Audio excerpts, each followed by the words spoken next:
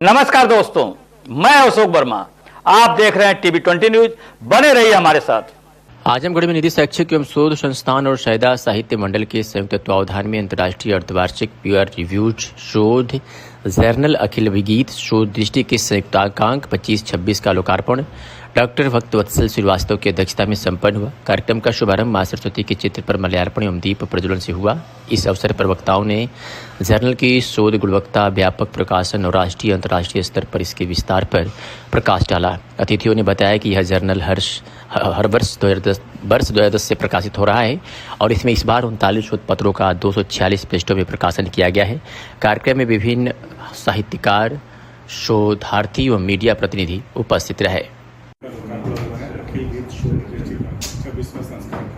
इसमें किस तरह के कंटेंट हैं और क्या कहना चाहिए? ये अखिल गीत शोध दृष्टि अंतर्राष्ट्रीय शोध जर्नल है जो मानविकी और समाज विज्ञान पर केंद्रित है। इसमें भारत के 25 राज्य और 5 देशों के लेख प्रकाशित होते हैं। यह पत्रिका रिसर्च स्कॉलरों के लिए, प्रोफेसरों के लिए, प्राचार्यों के लिए बहुत ही उपयोगी है। अब तक कितने पुस्तकें आपने लिखी हैं जो प्रकाशित हो चुकी हैं? इस पत्रिका का ये 26वां अंक है जो मेरे हाथ में है और सारे अंक इसी तरह हमारे समृद्ध हैं। इसके अलावा भी इसके अलावा मेरी 23 किताबें हैं। उसमें से 7 किताबें केंद्रीय विश्वविद्यालयों के दूरस्थ पाठ्यक्रम में हैं, 5 किताबें राज्य विश्वविद्यालयों में हैं, एक पुस्तक प्रसाद साहित्य में स्त्री चेतना जिस पर रामविलास शर्मा सर्जना पुरस्कार उत्तर प्रदेश हिंदी संस्थान लखनऊ से मुझे मिला हुआ है। अब तक कुल कितने पुरस्कार मिल चुके हैं? अब तक मुझे तो दर्जनों पुरस्कार मिल चुके हैं, लेकिन उसमें 4 प्रमुख है। पहला शिक्षक श्री सम्मान जो उत्तर प्रदेश शासन द्वारा मुझे मिला है, जिसे मुख्यमंत्री आदित्यनाथ योगी और डॉक्टर दिनेश शर्मा जी ने मुझे अपने कर कमलों से दिया था। उसके कारण हमारी 2 वर्ष की सर्विस बढ़ी हुई है। दूसरा पुरस्कार है पंडित मदन मोहन मालवीय विश्वविद्यालय स्तरीय सम्मान जो उत्तर प्रदेश हिंदी संस्थान लखनऊ से मिला हुआ है। और अभी मैंने चर्चा किया था रामविलास शर्मा सर्जना पुरस्कार का, वह भी उत्तर प्रदेश हिंदी संस्थान लखनऊ से है। और एक पुरस्कार मुझे राष्ट्रीय निबंध प्रतियोगिता में मिला था जिसका शीर्षक था बापू आप अमर रहें। यह निबंध प्रतियोगिता भारतीय डाक विभाग द्वारा आयोजित की गई थी।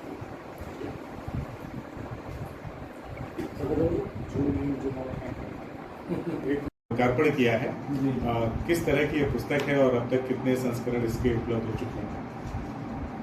मैं प्रोफेसर अखिलेश चंद्र, शिक्षा संकाय श्री गांधी पीजी कॉलेज मालटाई आजमगढ़, जिस जर्नल अखिल गीत शोध दृष्टि का लोकार्पण हुआ है, मैं उसका प्रधान संपादक हूँ। हमारे बगल में इसकी संपादक प्रोफेसर गीता सिंह जी बैठी हैं और उनके बगल में डॉक्टर निधि सिंह, अतिथि प्रवक्ता महाराजा सुहेलदेव विश्वविद्यालय आजमगढ़, जो इस 26वें अंक की अतिथि संपादक है। आज इस पत्रिका का 26वां अंक लोकार्पित हुआ है और इसमें कुल 39 विद्वानों के लेख 246 पृष्ठों में प्रकाशित। इसमें भाषा और समाज विज्ञान के सभी विषयों को हम लोग समाहित करके बाइलैंग्वेज हिंदी और इंग्लिश में अर्धवार्षिक के रूप में प्रकाशित आजमगढ़ की धरती से करते हैं। शोधार्थियों के लिए ये जो आपका संस्करण है कितना महत्वपूर्ण होता है? भारत सरकार द्वारा संचालित केंद्रीय विश्वविद्यालय, स्टेट गवर्नमेंट और संबद्ध महाविद्यालयों में जितने भी शोधार्थी, assistant professor, associate professor, professor विभिन्न विश्वविद्यालयों में शोधरत हैं,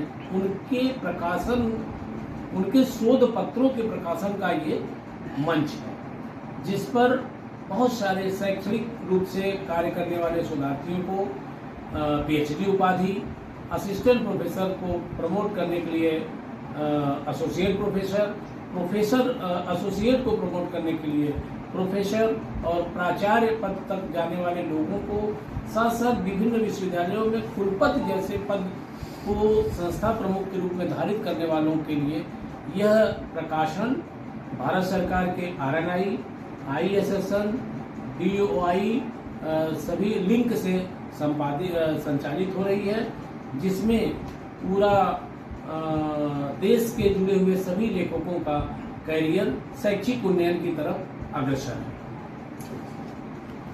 है। अपना परिचय दे दीजिए। नमस्कार, मेरा नाम डॉक्टर निधि सिंह है और मैं वर्तमान में महाराजा सुहेलदेव विश्वविद्यालय के हिंदी विभाग में अतिथि प्रवक्ता पद पर कार्यरत हूँ। और ये जो शोध पत्र निकलते हैं अखिल गीत के, इनसे आपका जुड़ाव कब हुआ और किस तरह आपने इसे मतलब काफ़ी चुनौतीपूर्ण काम किया, जिसे आपने किस तरह से किया? ये पत्रिका जब 2010 में शुरू हुई तो मैं मात्र 15 या 16 साल की थी और जब से ये पत्रिका शुरू हुई है मैं तब से इससे जुड़ी हूँ और बहुत छोटे पे से ही शायद समझ में आने लगा था कि कार्य किस तरीके से होता है। और संरक्षक महोदय और इसकी संपादिका महोदय जो है उनके मार्गदर्शन में मैंने बहुत कुछ सीखा है, समझा है कि पेपर लिखे कैसे जाते हैं, प्रकाशित किए कैसे जाते हैं, उन्हें संदर्भित कैसे किया जाता है। और साथ ही में जब इस पत्रिका का हम प्रूफ रीडिंग करते हैं, जैसे इसकी 1 से 2 बार से 3 बार तक की प्रूफ रीडिंग होती है, तो उसका जो कार्य है वो करना मैंने प्रोफेसर गीता सिंह मैम से सीखा है और समझा है कि कितनी मेहनत से कोई पेपर लिखा जाता है और प्रकाशन के समय जब संपादक मंडल उसे स्वीकृति देता है तो उसका कार्य करना, उसका सर्टिफिकेशन कैसे देते हैं, वो सभी इसमें हम लोग करते हैं। और साथ ही जो भी विद्यार्थी हैं, करंटली जितने लोग महाराजा सुहेलदेव विश्वविद्यालय में हैं या पूर्वांचल से हैं, उनके अधिकतम जो शोधार्थी हैं उनके शोध पत्र हमारी पत्रिका में निकलते हैं। प्रूफ रीडिंग के दौरान जो मूल कंटेंट होता है, जो आपको भेजा गया होता है, जब आप उसे पढ़ती हैं तो कहीं कहीं ऐसे भी मरहले आते होंगे कि आपको लगता होगा कि इसमें बदलाव करना, तो क्या वो अनुमति पहले से होती है या फिर आप डिस्कशन करके उन चीज़ों में बदलाव करते हैं? जब हम शोध पत्र एक्सेप्ट करते हैं उसके साथ ही जो शोधकर्ता हैं वे ये हमें लिखित अनुमति देते हैं कि हमारे पास ये अधिकार है कि यदि कोई पोर्शन उनके पत्र का हमें ऐसा लगता है जो सही से संदर्भित नहीं किया गया है या जिसका रिसोर्स हम लोकेट नहीं कर पा रहे, उसे हम एडिट कर सकते हैं। और जब हमारा संपादक मंडल इसे पूरा पढ़ता है तो ये, क्योंकि सभी विषय के विशेषज्ञ हमारी पत्रिका से जुड़े हैं, तो अगर उन्हें ऐसा लगता है कि ये पोर्शन संदर्भित नहीं है या इसका आइडेंटिफिकेशन पूरी तरीके से नहीं किया जा रहा, तो ये उसे हम एडिट कर सकते हैं। और हाँ, ये हम सूचना शोधकर्ता को अवश्य देते हैं कि ये पोर्शन उनका एडिट किया जा रहा है। जो नए शोधकर्ता हैं जिनका इंटरेस्ट है इस विधा में, उनको क्या संदेश होगा? उनके लिए मेरा संदेश ये है कि बहुत ही सुंदर ये मंच उनके लिए मौजूद है, विद्यमान है। इसका जितना अधिक से अधिक वो लाभ उठा सकें, क्योंकि 6 महीने पे ये पत्रिका आती है, अंतर्राष्ट्रीय है और बाइलिंगुअल है। तो आर्ट्स और ह्यूमैनिटीज़ के जो सब्जेक्ट्स के शोधार्थी हैं उनसे मेरा यही आग्रह है कि वो ज़्यादा से ज़्यादा शोधपत्र लिखें और प्रकाशित करवाएं। वो अखिल घोष की शोध दृष्टि में कराएं, इसके लिए वो उनका आमंत्रण है। लेकिन वो शोधपत्र लिखना सीखें, वे समझें कि शोधपत्र कितना मायने रखता है, चाहे उनकी PhD में या उनके आगे के शोध कार्य के लिए।